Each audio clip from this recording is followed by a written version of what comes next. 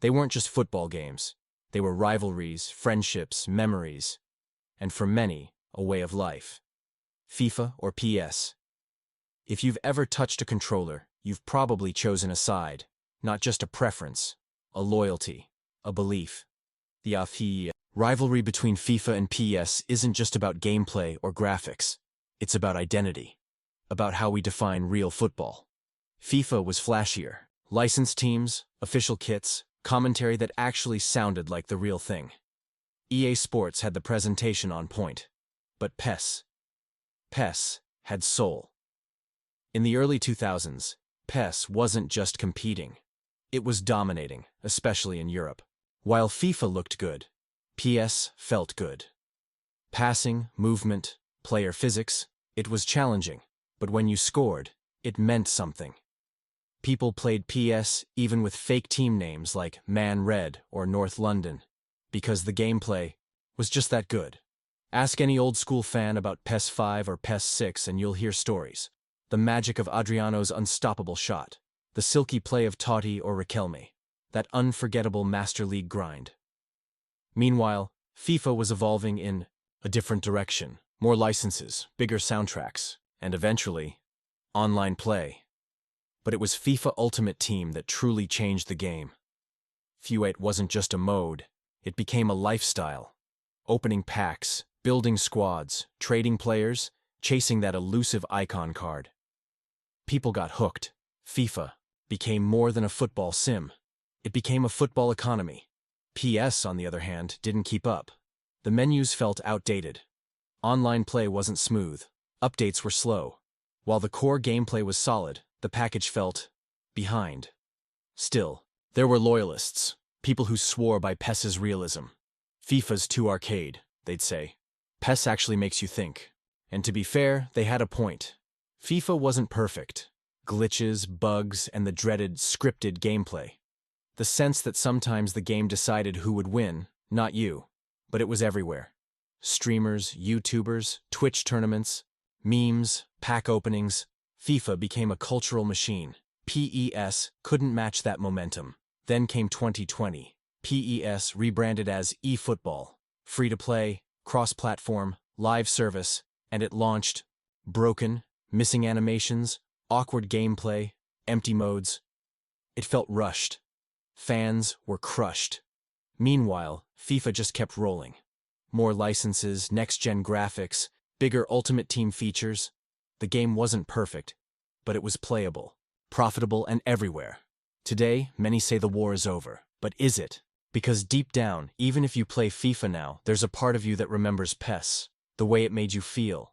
The weight of a long pass. The beauty of a well-timed through ball. The satisfaction of a 1-0 win. FIFA versus PES wasn't just about which game was better. It was about who you were when you played. By the 2010s, FIFA had become more than a football game.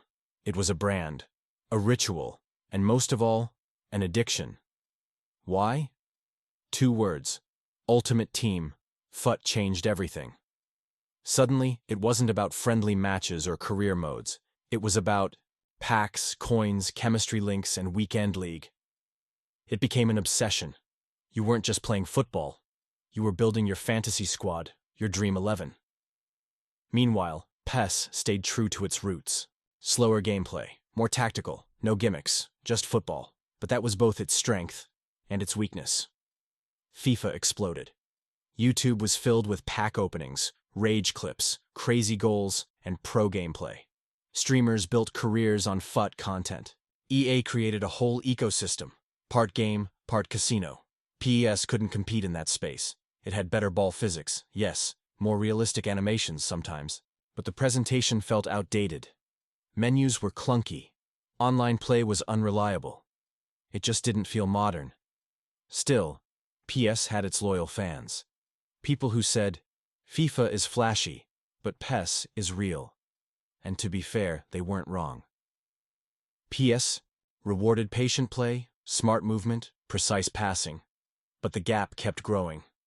FIFA had official teams, stadiums, real faces, real commentary. PES had Man Blue and West Midlands Village. No licenses, no marketing machine. Then came 2020. PES disappeared.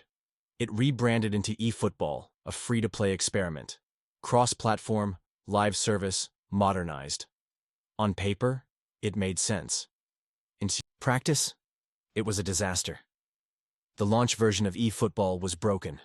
Horrible animations, weird player models, no real content. It felt like an alpha build. Even loyal PS fans gave up. They had waited for a comeback, but instead they got a tech demo. Meanwhile, FIFA kept doing what it did best. Upgrades, new FUT promos, updated visuals, hype trailers. And people kept playing, even if they were frustrated, even if they said, it's the same every year. They still bought it because it worked. It looked good. It was everywhere. But not everyone was happy. FIFA started to feel exhausting. FUT became pay to win.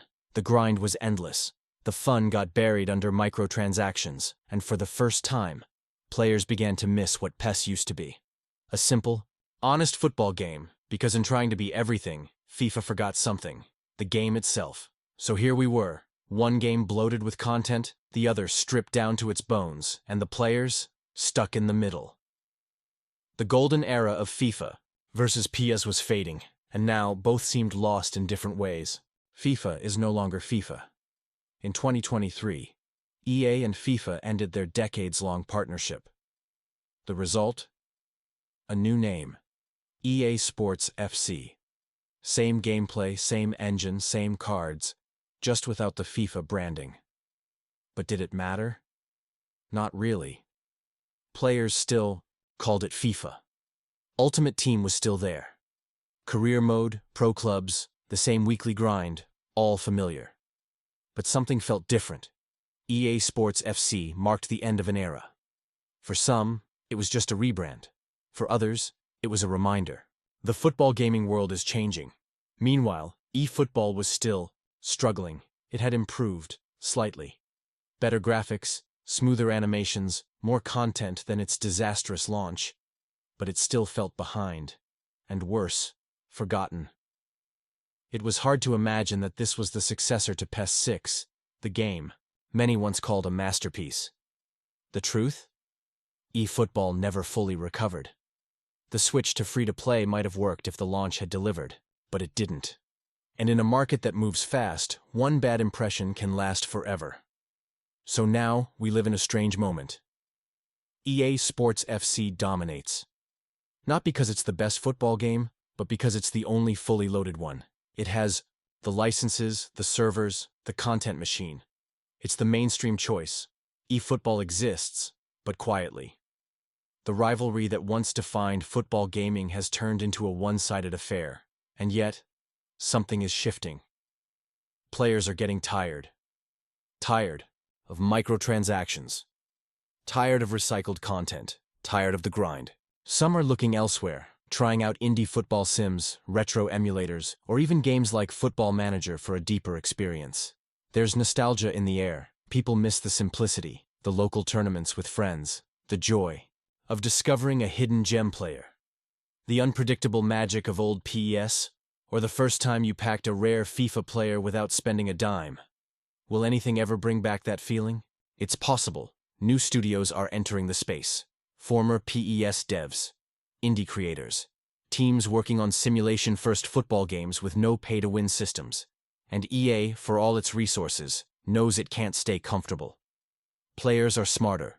Now, they demand more. And if they don't get it, they leave. What about eFootball? It still has potential. The gameplay, at its best, still feels grounded, tactical, satisfying. But the game needs identity, direction, community support, trust. Without those, no amount of updates will bring back the legacy of PES. So, who won? FIFA made more money. It became global, cultural, a machine. PES made more memories. It left a mark on hearts. One gave you adrenaline.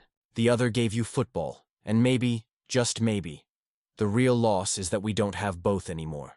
Because competition made them better. When PES was strong, FIFA had to evolve. When FIFA innovated, PES pushed back. That tension, that rivalry, it drove greatness. Now, there's just one king, and it's sitting on a lonely throne. But who knows? Maybe the next classic is just one studio away, one game away, one spark. Until then, we remember. FIFA vs. PES. Not just games, but a generation.